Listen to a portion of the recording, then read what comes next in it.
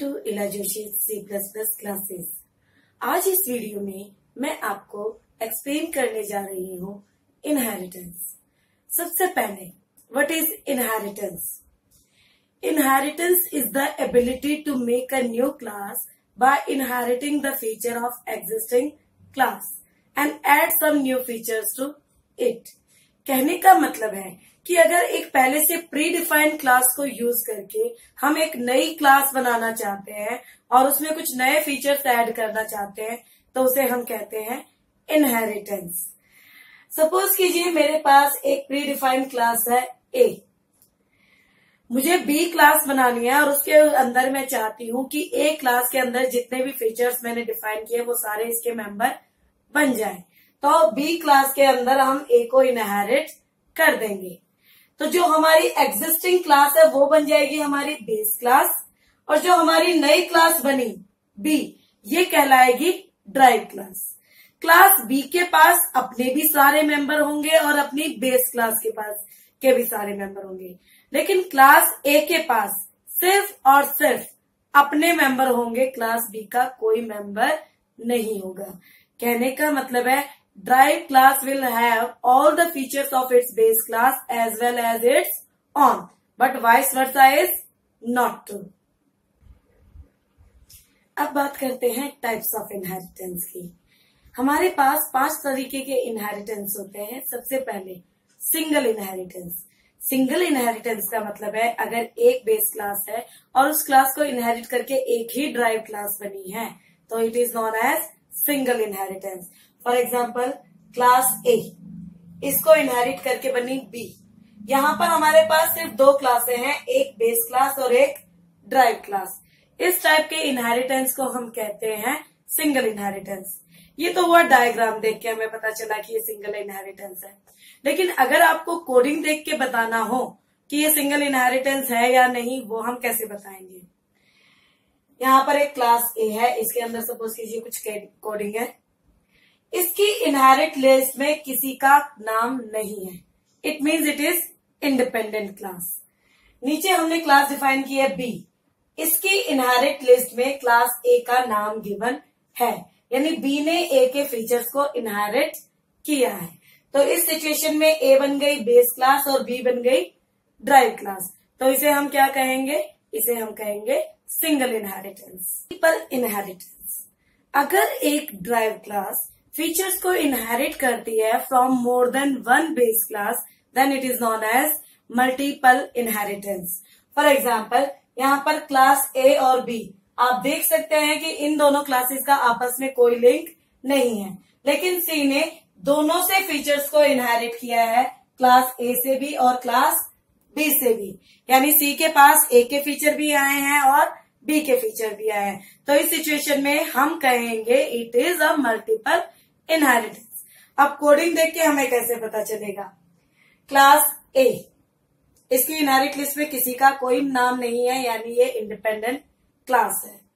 Class B, इसकी inherit list में भी किसी दूसरी क्लास का नाम गिवन नहीं है, यानी ये भी क्या है? आपकी इंडिपेंडेंट क्लास है। जब हमने क्लास C डिफाइन की तो कॉलम के बाद हम इनहेरिट लिस्ट देते हैं। हम देख सकते हैं कि C की इनहेरिट लिस्ट में 2 क्लासेस का नाम गिवन है, A का एंड B का। That means C class A और क्लास B दोनों से फीचर इनहेरिट कर रही है। If a derive class inherits properties from more than one base class then it is known as multiple inheritance, multi level inheritance. If a derive class work as a base class for another drive class then it is known as multi level inheritance. यानी अगर एक derive class को inherit करके एक नई class बनती है तो इसे हम कहते हैं multi level inheritance. For example class A को इनहेरिट किया B ने, B को इनहेरिट कर लिया C ने। हम देख सकते हैं कि B is a derive class for class A, but B is working as a base class for class C। एक class at the same time derive class भी है और बेस क्लास भी है। ऐसा सिर्फ किस में होता है? आपके मल्टी लेवल इनहेरिटेंस में।